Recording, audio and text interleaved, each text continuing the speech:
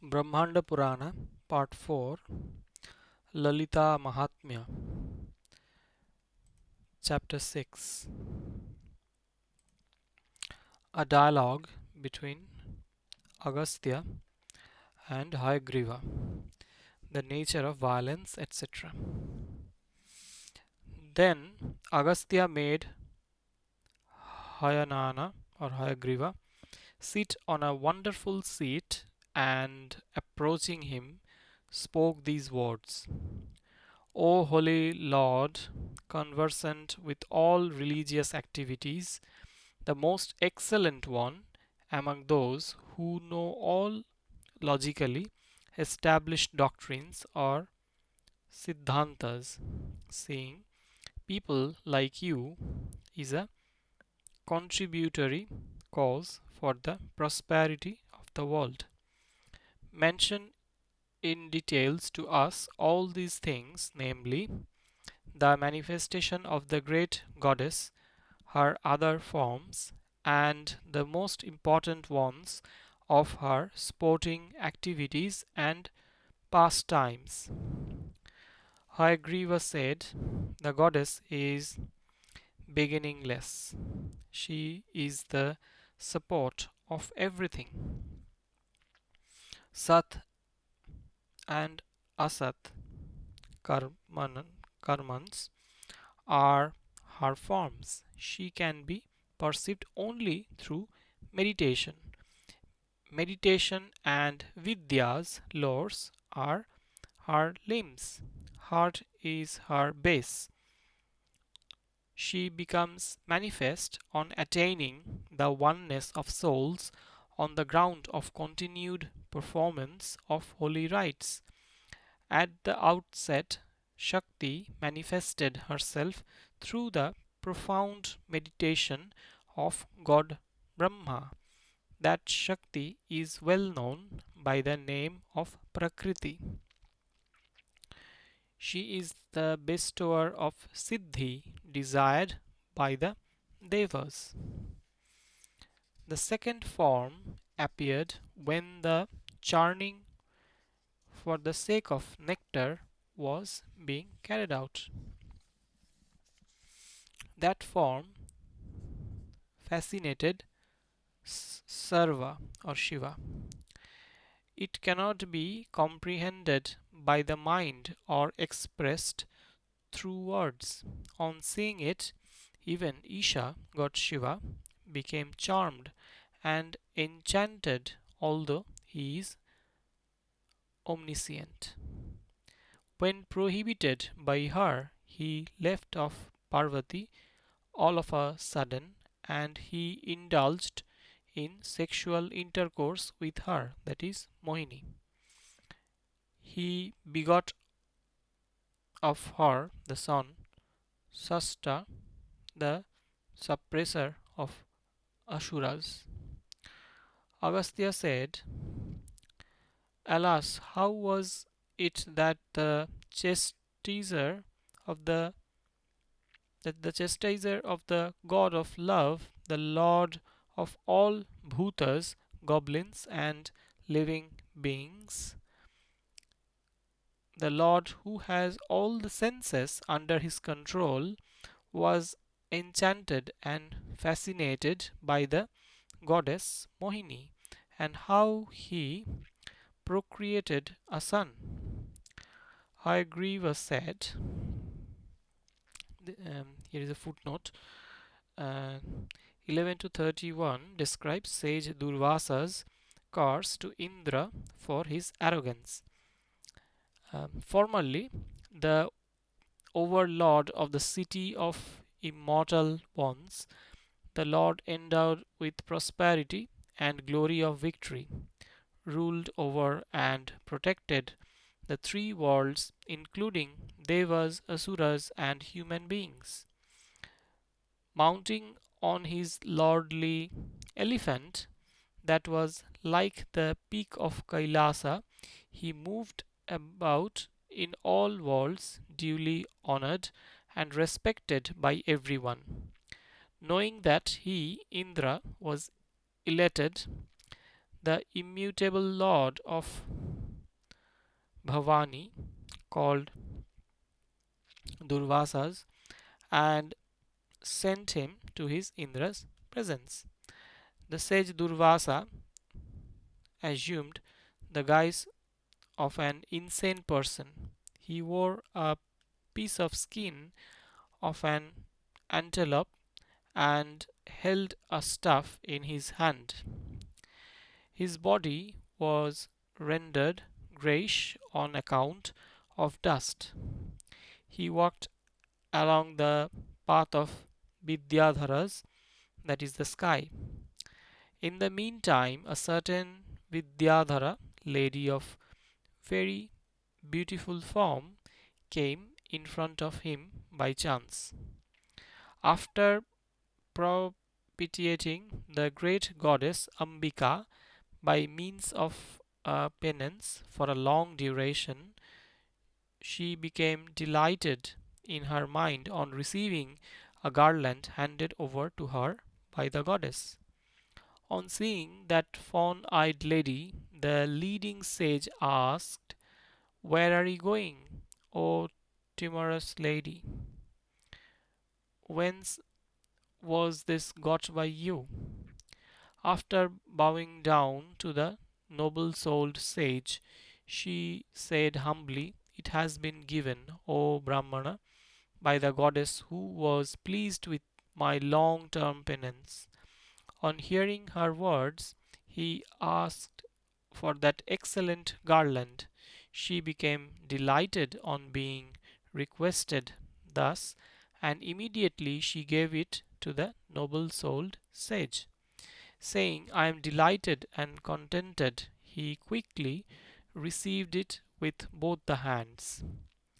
He then placed it on his own head with devotion and very gladly spoke to her. "What is not accessible to Brahma and others has been fortunately obtained by me. Let your devotion to the lotus like feet of the goddess be splendid and profound. You will have a splendid form and figure, O gentle lady. You may go happily." Becoming satisfied, she bowed down her head before him and went away in the manner she had come. After sending her off, he once again resumed his walk along the path of Vidyadharas, that is the firmament. He took up a lute from the hands of a Vidyadhara girl. He took divine garlands, unguents, and ornaments from other Vidyadhara girls. He wore them at some places while he held them up at other places. He burst out singing in some places and was laughing at other places. Thus sporting about as he pleased, the sage went to the place where Purandara or Indra was present. The sage handed over the garland kept in his hands to Shakra or Indra. The lord of the Devas took the garland and placed it on the shoulder of the elephant. The elephant took it and threw it on the ground. On seeing the garland hurled down onto the ground, the ascetic spoke angrily. "The garland handed over to you by me was not worn on the head by you. It has been slighted and dishonored by you, who have become arrogant on account of the lordship of the three worlds. Indeed, what is worn by the great goddess is invariably honored and worshipped by Brahma and others. The entire world ruled over by you, including Devas, asuras, and human beings shall become ugly and devoid of splendor on account of my curse. After cursing him thus, although he was honored and worshipped by Indra, who became humble, the sage, O Brahmana, went on silently remembering the future duties. Thereafter his or Indra's glory of victory went over to Bali, the Daityas, Nityashri, the eternal glory, passed on to Vasudeva, the eternal Purusha. Indra went back to his city accompanied by all devas. He lost all his splendor and magnificence. With a dejected mind, the Lord of Devas thought about his state. Seeing ill omens in the city of the immortal ones, he sent for Brihaspati and spoke these words. There is a footnote which says, um, verse number 32 give a discussion between Indra and Brihaspati regarding the nature of karma. The nature of violence or himsa is discussed in this chapter. O Holy Lord, conversant with all holy rites, efficient one with the knowledge of the affairs of the three units of time, that is, past, present, and future, inauspicious omens which were never seen before are being observed. What will be the effects of these? What is the remedy? On hearing these words of Devendra, Brihaspati, in replying, uttered these words, splendid and associated with piety and of meaningful purpose. No action committed by man, O king, can perish even in 100 crores of kalpas unless atonement is performed on the result is experienced. Indra said, of what nature is karman, action?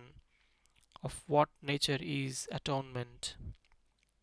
O holy Brahmana, I wish to hear everything explained to me in detail. Brihaspati said, five types of actions committed by a king, they say, constitute a sin, viz., violence or killing, stealing, drinking, and sexual intercourse with other women. Brahmanas, Kshatriyas, Vaishyas, and Sudras, the quadrupeds such as cows, horses, asses, and camels, oviparous beings, aquatic beings, animals of the lowest strata, and the boneless creatures, that is reptiles.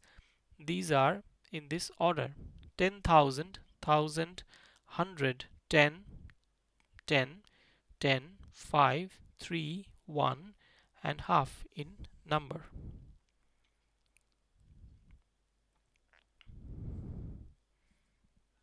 And the scene will occur in the aforesaid order.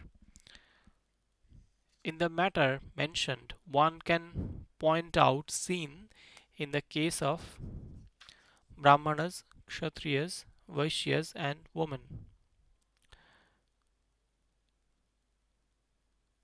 Expiation is for the father, mother, preceptor, master, and sons.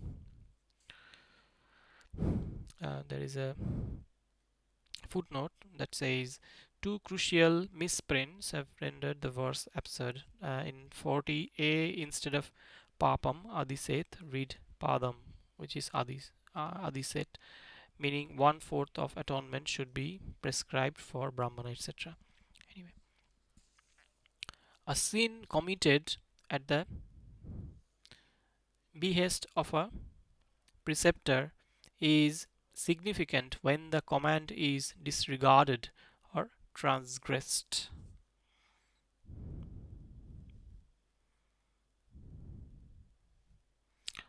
The footnote says the sin is half in transgressing the preceptor's order. A king may kill one Brahmana for the purpose of supporting 10 Brahmanas, or a Brahmana shall kill a Brahmana for the purpose of supporting 100 Brahmanas. One shall punish a Vaishya for the sake of 5 theologians or philosophers. For the sake of 10 Vaishyas, one shall punish one or more Vaishyas. Similarly, for the sake of 100 Vaishyas, one shall punish one Brahmana. For the sake of 1,000 Sudras, one shall punish a Brahmana. For the sake of 150 Sudras, one shall punish one Shudra.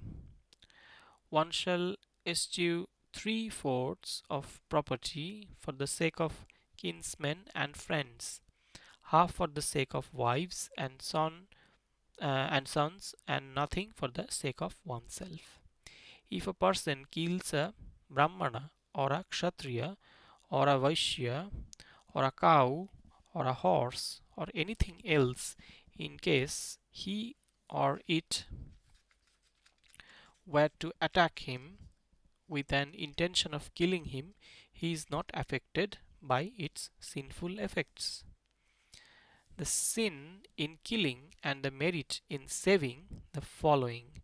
O excellent one among the Suras, increases 10 times the preceding one in the case of each succeeding one, one's own wife, son, brother, and kinsman.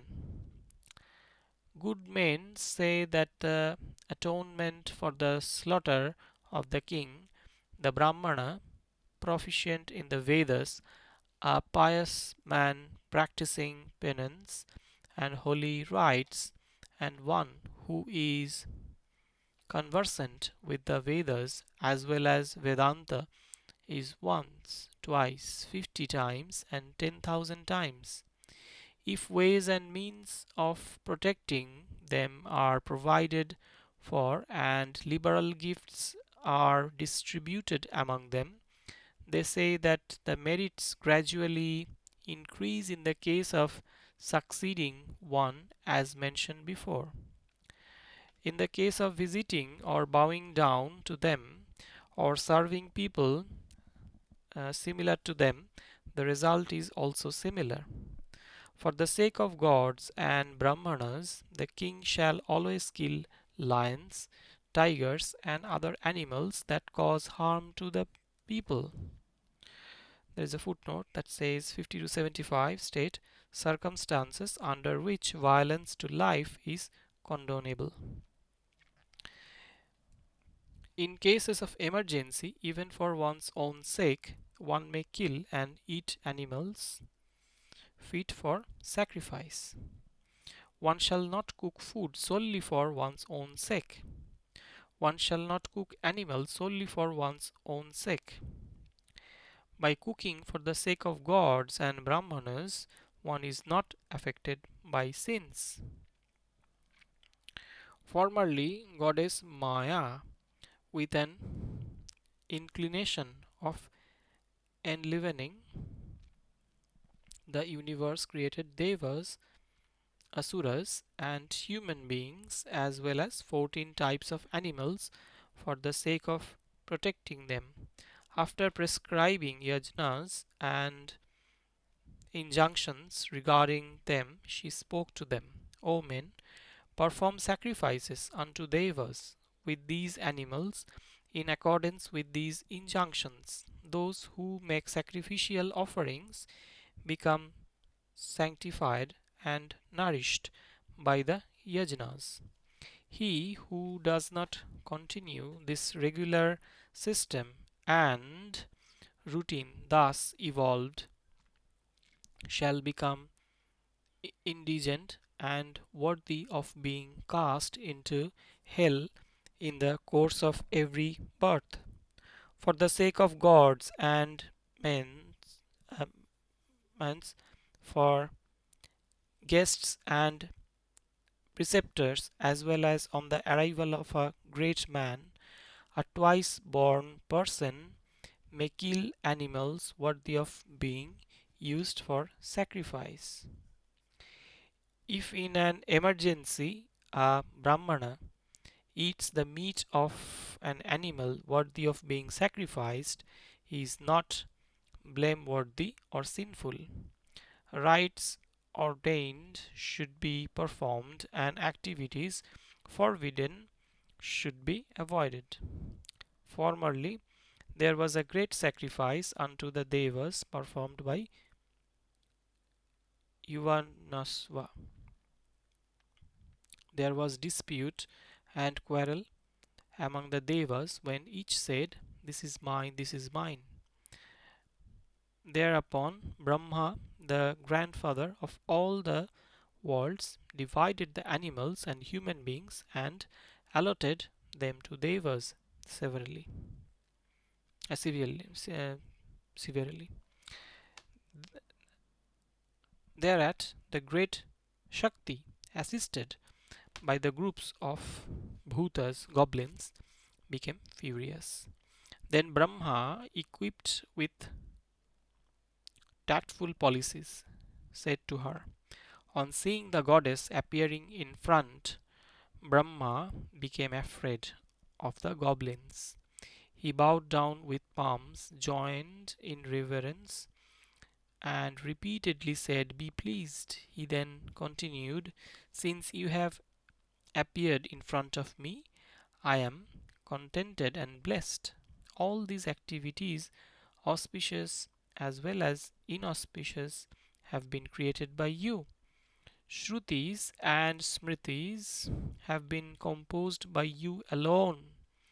It is by you alone that all the subsidiary sacrifices in a great kratu have been arranged and ordained but through me. May all those animals, O great goddess, allotted severally to the devas by your own be your own. Let them be for the satisfaction of bhutas, goblins, and other living beings." After saying this, Pitamaha or God Brahma vanished from their presence. He performed great kratus in accordance with the injunction laid down by her. He performed the sacrifice for the great Shakti after killing animals fit for sacrifice. The different divisions of the same are not recounted here because they have been mentioned in the Vedas. Excepting a Brahmana, the woman and the Shudras may accept meat. In case of emergency, even a Brahmana may consume it with the permission of the preceptor. The mantras to be uttered, this pinda, mass of flesh, originates from Shiva. It has very much attained the state of Shiva. Understand, O sacrificial animal, you are not Ashiva, inauspicious. You are Sachiva, or good and auspicious. Isha is the maker of the entire universe, its source of origin and dissolution. Since Rudra is superior to the universe, you, O sacrificial animal, are Rudra.